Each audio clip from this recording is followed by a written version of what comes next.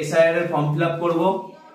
চলো দেখে নিই কিভাবে করতে হয়, কি কি লাগবে। এখানে 3টে পোর্শন আছে, এ বি সি। এইটা সবাইকে ফিল আপ করতে হবে।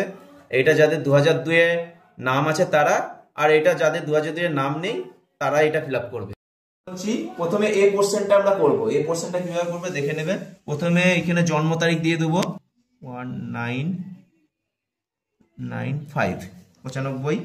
তারপর আধার নাম্বার দিতেও পারো নাও পারো, এখানে কোনো জোর জবরদস্তি যে আধার নাম্বার দিতেই হবে, দিতেও পারো না। নেক্সট হচ্ছে মোবাইল নাম্বার। মোবাইল নাম্বারটা গার্জেনের হিসাবে কারো দিতে পারো, বা কারো পার্সোনাল থাকলে সেটাও দিতে পারো।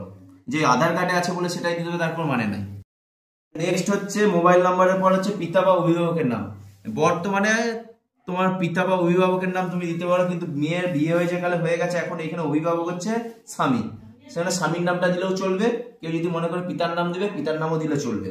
এখানে আমি অভিভাবক হিসেবে স্বামীর নাম দিয়ে দিই। এখানে প্রথমে বলেছিল বাংলায় করতে, এখন বলেছে ইংলিশে। কিন্তু যদি বাংলায় করো খুব ভালো হয়, কেন সব বাংলায় লেখা আছে, আর ইংলিশে করলে কোনো অসুবিধা নেই।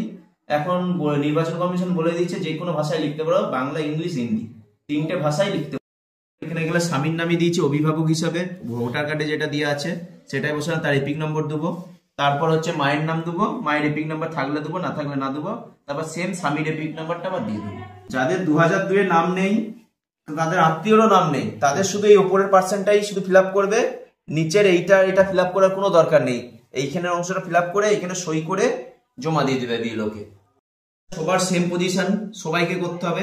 এবার যাদের 2002 এর নাম আছে তারা এই পার্টটা ফিল আপ করো। চলো কেমন ভাবে করছি আমি দেখিয়ে দিচ্ছি। দিতে হবে প্রথমে নাম, এপিক নাম্বার থাকলে দিবে, না থাকলে দিবে। বাবার নাম, মানে যে ভোটার ছিল তার বাবার নাম দিয়ে, সম্পর্ক যেটা আছে বাবা, আর যা যা যেগুলো জেলা, রাজ্যের নাম, বিধানসভা, সেটা সব পেয়ে যাবে তোমরা। 2002 এর ভোটার লিস্টে সবাই পেয়ে যাবে, কোনো চিন্তা করার দরকার। 2002 এর নাম ছিল তাদেরটা তো এইদিকে ফিল আপ করলাম বাঁ সাইডে।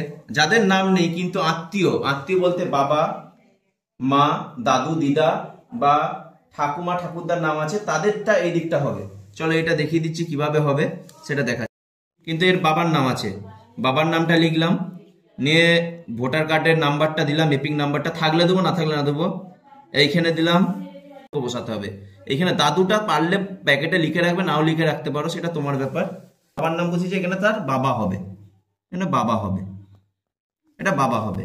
তারপর যেরকম যেই জেলা থাকবে জেলা, আমি যেরকম বর্ধমান নিচ্ছে বর্ধমানের করে দিলাম। পশ্চিমবঙ্গ সবারই কম্পালসারি।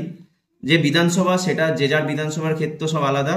এই যে ক্ষেত্র নাম্বার, অংশ নাম্বার আর পার্ট নাম্বার, যে ক্রমিক নাম্বার। এরকম ভাবে এসআইয়ের কোনো পেনিকের দরকার নেই। ভালো করে ফর্মটা ভালো করে